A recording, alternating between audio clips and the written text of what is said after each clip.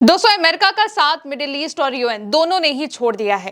रूस ने अमेरिका के खिलाफ वीटो करने की पेशकश कर दी है और मिडिल ईस्ट ने अमेरिका को अपने बेसिस का इस्तेमाल करने से मना कर दिया है, जो कि वो ईरान के खिलाफ अपने मिशन के लिए यूज करने वाले थे।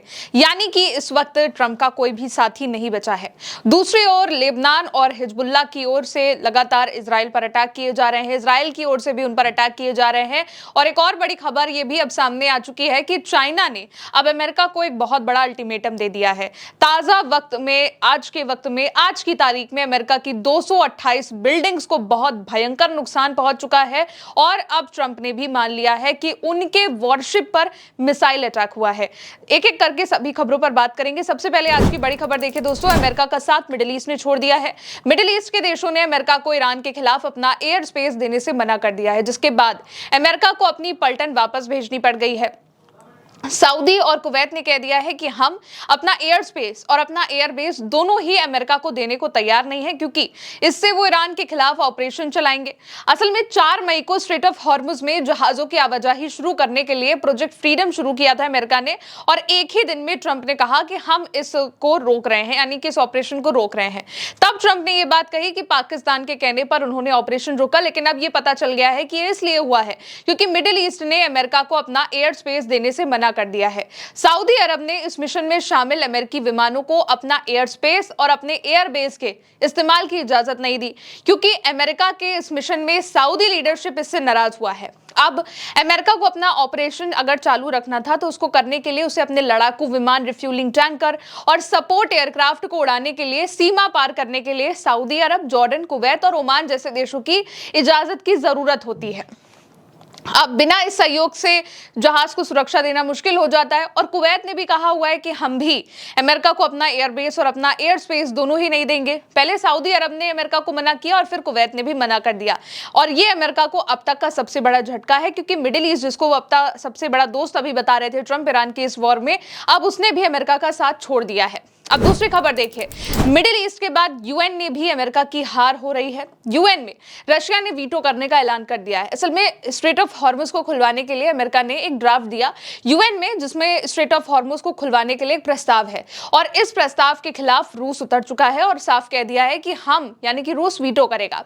संयुक्त राष्ट्र यानी कि यूएन सुरक्षा परिषद के सदस्यों ने मंगलवार को एक मसौदे को बंद कमरे पर उसमें बातचीत शुरू करी। इस मसौदे को अमेरिका ने बहरीन, सऊदी अरब, संयुक्त अरब अमीरात, कुवैत और कतर के साथ मिलकर तैयार किया है कि वो उन सब के लिए यूएन में आवाज उठाएं, ताकि स्ट्रेट ऑफ हॉर्मुज खुल पाए। और अगर ये प्रस्ताव पारित हो जाता है तो ईरान पर सैंक्शन लगाए जा सकते हैं, और अगर तेहरान कमर्शियल शिप्स पर हमले और धमकियां देना बंद नहीं करता है तो उसके खिलाफ बल प्रयोग किया जा सकता है, यानी कि मिलिट्री एक्शन भी लिया जा सकता है।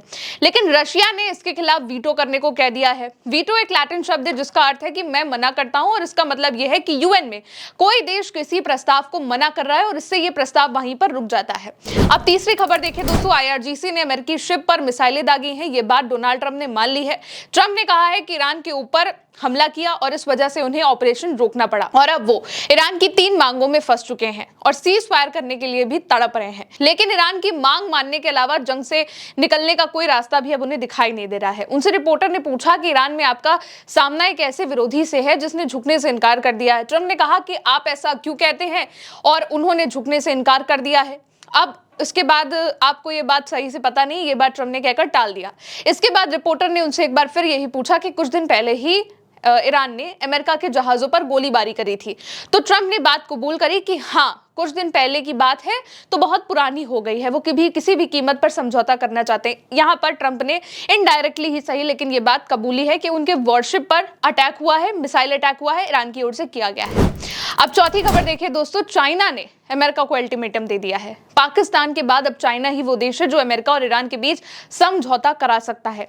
बीते दिन ही ईरान के विदेश मंत्री अब्बास अरागची से चाइना के विदेश मंत्री से मुलाकात इन दोनों की हुई, और 4 पॉइंट का प्रपोजल ईरान को दिया गया है। इसका मतलब यह है कि जंग खत्म करने के लिए अब चाइना आगे है, और शुरू से ही वो ईरान के सपोर्ट में रहा है।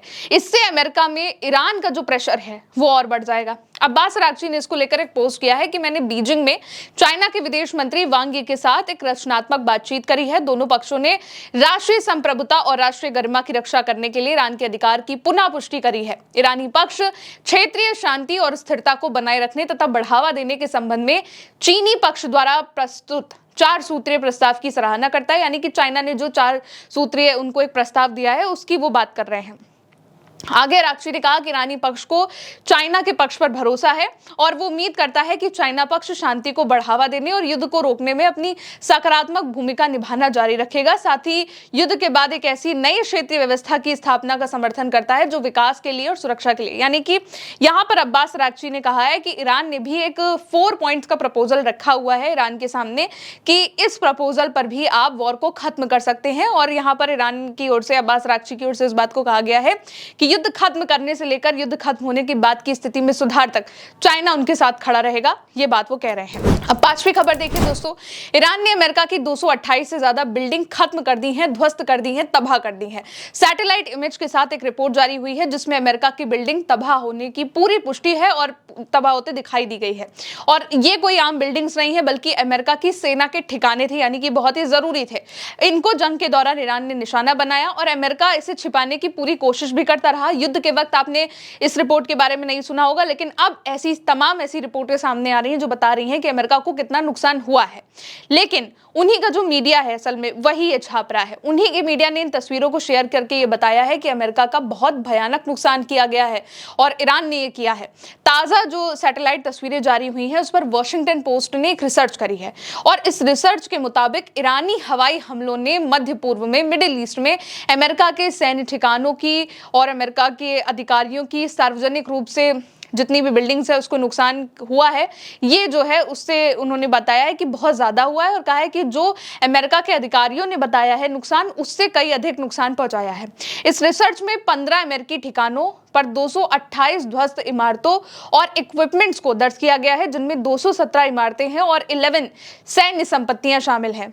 पोस्ट ने कहा है कि नुकसान का दायरा अमेरिका के पेश किए गए सार्वजनिक रूप से बताई गई जानकारी से कई ज्यादा है, यानी कि अमेरिका को बहुत ह्यूज लेवल पर नुकसान हुआ है जो कि अमेरिका ने छिपाया। लेकिन अमेरिका के अखबार जब इसके बारे में रिसर्च कर रहे हैं, जब सैटेलाइट इमेजेस सामने आ रही हैं, तो बहुत कुछ क्लियर हो गया है। अब 6ठी खबर देखिए दोस्तों, ईरान ने अपना परमाणु निकाल लिया है जिसको लेकर के अमेरिका ने मांग करी है और इसके अलावा आईआरजीसी ने वार्निंग दी है। वॉल स्ट्रीट जर्नल ने इसको लेकर एक रिपोर्ट छापी है जिसमें बताया कि अमेरिका ने ईरान को एक नया परमाणु ढांचा सौंपा है, यानी कि अमेरिका ने ईरान को यूरेनियम पर बात करने के लिए एक पूरा नया प्लान तैयार करके भेजा है। अमेरिका का कहना है कि अगर तेहरान इसको मान लेता है तो 30 दिनों पर बातचीत शुरू हो सकती है, यानी कि अगर यूरेनियम पर बात करने के लिए ईरान प्रिपेयर है, रेडी है, तैयार है और तेहरान की तरफ से जवाब आ जाता है तो अमेरिका आगे बढ़ सकता है, डिसीजन लेगा। इसमें यूरेनियम को देने और एनरिच्ड यूरेनियम जो है ईरान का, उसको बंद करने की मांग करी गई है कि ईरान को अपना न्यूक्लियर प्लांट बंद करना होगा। इसके अलावा आईआरजीसी के पूर्व कमांडर मोहसिन रिजाई ने इसको लेकर साफ स्टेटमेंट दिया है कि ईरान अपने परमाणु कार्यक्रम को लेकर किसी से बातचीत नहीं करेगा और जोर देकर कहा कि स्ट्रेट ऑफ हॉर्मुज पर कंट्रोल ईरान के हाथ में रहना चाहिए। और ईरान की सरकारी समाचार एजेंसी के भी मुताबिक रिजाई ने ये वार्निंग दी है कि अगर स्ट्रेट ऑफ हॉर्मुज का कंट्रोल ईरान से बाहर गया तो दुश्मन फिर से इसे ईरान और उसके लोगों के खिलाफ हथियार की तरह इस्तेमाल करेगा। उन्होंने कहा है कि ईरान का यही मॉडल है कि ये क्षेत्र की सुरक्षा और क्षेत्र के देश के खुद संभाले, मतलब कि जितना भी ईरान का स्ट्रेट ऑफ हॉर्मुज है वो उनके देश के लोग ईरानी संभालेंगे। उनके मुताबिक अमेरिका या यूरोप जैसी बाहरी ताकतों को इस इलाके के बाहर रहना चाहिए, यानी कि उन्हें ये नहीं मिलना चाहिए। अब 7वीं खबर देखिए दोस्तों, ईरान के राष्ट्रपति मसूद पेज़ेश्कियान ने मुश्तबा खामनेई से मिलकर बात कर ली है। ईरानी सरकारी मीडिया के मुताबिक ये बैठक करीब 2.5 घंटे तक चली है। पेज़ेश्कियान ने इसको लेकर कहा है कि मुलाकात में सबसे खास बात ये रही है कि खामनेई का व्यवहार और बातचीत का तरीका बहुत अच्छा था और उन्होंने कहा है कि सुप्रीम लीडर का रवैया बहुत सरल, आत्मीय और भरोसा बढ़ाने वाला था। दोनों के बीच ईरान और अमेरिका की वॉर को लेकर काफी देर तक, 2.5 घंटे तक बातचीत हुई है। अब 8वीं खबर देखिए दोस्तों, इजराइल और लेबनान के बीच भी लगातार जंग जारी है। इजराइल की ओर से हिजबुल्लाह की तरफ, लेबनान की तरफ कई बड़े हमले किए गए हैं और इसके अलावा लेबनान में हिजबुल्लाह की ओर से भी इजराइल की ओर कई रॉकेट और ड्रोन अटैक हुए हैं। हिजबुल्लाह ने इजराइल के ड्रोन सेंटर को निशाना बनाकर हमला किया है, टारगेट डेमोलिश्ड बताया है। इसके अलावा हिजबुल्लाह ने इजरायली ट्रूप्स, वाहनों और इंफ्रास्ट्रक्चर पर कई हमले करे हैं। इसके अलावा इजरायली सेना ने यानी कि आईडीएफ ने बताया कि बेरूत के दक्षिणी उपनगरों पर हिजबुल्लाह के रदवान यूनिट के कमांडर अहमद बलूद मारे गए हैं, यानी कि इजराइल ने कहा है कि हमने जो अटैक किया है उसमें हिजबुल्लाह के एक लीडर मारे गए हैं। दोनों तरफ से अटैक चल रहा है और इसी के बाद नेतन्याहू ने कहा है कि मैं डेली ट्रम्प से बात कर रहा हूं। नवी खबर आपके सामने है, इजराइल के प्रधानमंत्री बेंजामिन नेतन्याहू ने कहा है कि वो ट्रंप से बातचीत कर रहे हैं। मैं ट्रंप से लगभग प्रतिदिन बात करता हूं और हमारे बीच बहुत समन्वय है। कोई ऐसी घटना नहीं होती है जो अचानक हो। हमारे लक्ष्य सम्मान है, एक है, और सबसे जरूरी हमारा लक्ष्य है कि ईरान के संवर्धित यूरेनियम को हम वहां से हटा दें। अब आखिरी और 10वीं खबर पर आते हैं दोस्तों। फ्रांस के राष्ट्रपति इमैनुअल मैक्रोन ने भी मसूद पजेश्कियान से बात करी है।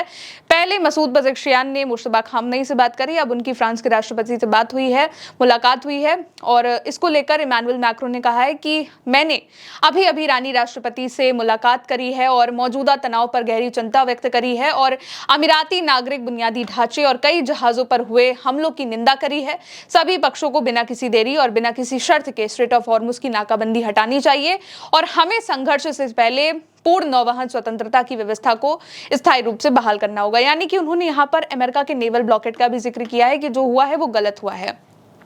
कुल मिलाकर दोस्तों इन 10 खबरों का सार यही है कि इस वक्त अमेरिका अकेला पड़ चुका है। फ्रांस के राष्ट्रपति ने भी यहां पर अगर आप गौर करेंगे तो उन्होंने भी नेवल ब्लॉकेट को गलत बताया है।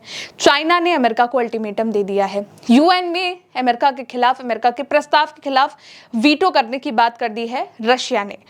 मिडिल ईस्ट ने जिसके बेसिस का इस्तेमाल अब तक ईरान पर अटैक करने के लिए अमेरिका कर रहा था, उसने भी कह दिया है कि अब हम भी अपना एयर स्पेस नहीं देंगे।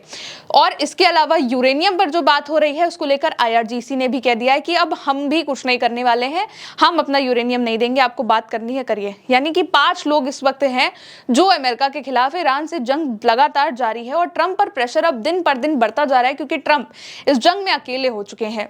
ट्रंप की जो अमेरिका के अखबार है वो ही सच्चाई बता रहे हैं कि अमेरिका का इस जंग में कितना नुकसान हो रहा है। रोज नई ऐसी रिपोर्ट सामने आती है जिसमें कभी पता चलता है कि अमेरिका के फाइटर जेट्स को कितना नुकसान हुआ है, फाइटर प्लेन्स को कितना नुकसान हुआ है, अमेरिका के बेस को कितना नुकसान हुआ है और अब 228 बिल्डिंग्स की भी एक ताजा रिपोर्ट आ चुकी है। फिलहाल दोस्तों मेरे साथ आज के इन बड़े अपडेट्स में इतना ही। फिर मिलेंगे नई खबर के साथ, तब तक के लिए मुझे दीजिए इजाजत। मेरा नाम है गौरी और आप देखते रहिए उल्टा चश्मा यूसी। शुक्रिया।